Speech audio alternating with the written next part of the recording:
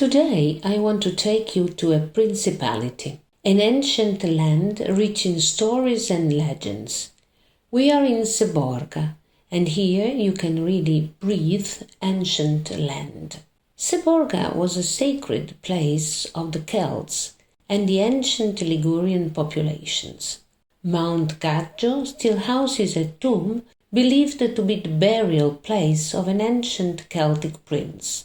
The Ligurians, divided into tribes, worshipped in particular the god Belinus or Belenus. This name is very similar to a word, Belin, which in Liguria has many meanings, but above all is frequently used as an interlude in spoken language. These ancient roots were consolidated into a principality in the 10th century. In 954, the area was sold to the monks of the Abbey of Lerins, an island in front of nearby Cannes, and from then on the princes of Seborga were the abbots of that monastery. A glorious history that has left important traces. Here you will find, for example, the ancient prisons and even a mint that, we might say, is still in operation. It is given a good thrashing. Take the Luigino with your own hands. I feel rich. Equipped with money to do your shopping, visit the small shops in the village, because, thanks also to the availability of those who run them, they are places where you will hear more stories, perhaps about the Cathars or the Templars.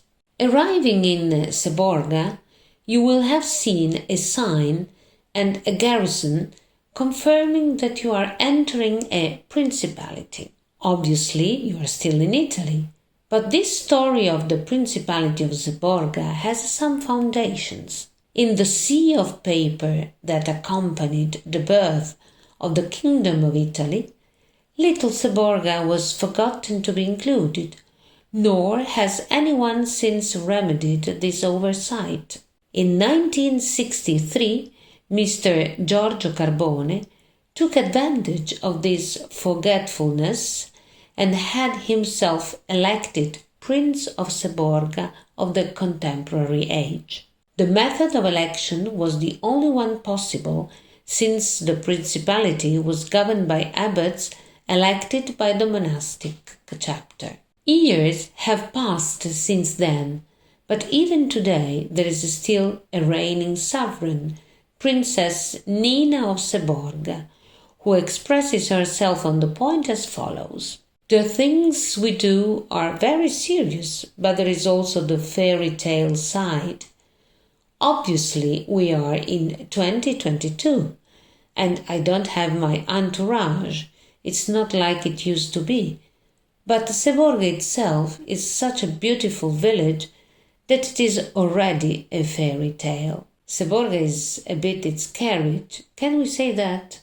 But in a self-respecting principality you also need a government apparatus, which in fact still exists today. And to give you an idea, we went to visit a former minister to ask him a bit about what he used to do. I like the dialect. In fact, with Giorgio I was Minister of Education, and in the school I taught children dialect. I like dialect. At home we have always spoken dialect. It reminds me of my elders, my traditions. I am for traditions, for all these ancient things. In short, you have understood. Seborga is still capable of bewitching you by reflecting on what you have heard and seen, perhaps in front of a nice rabbit cooked in the Seborghina style. Rabbit is the typical dish with a slight variation. We put white wine because it remains lighter and clearer.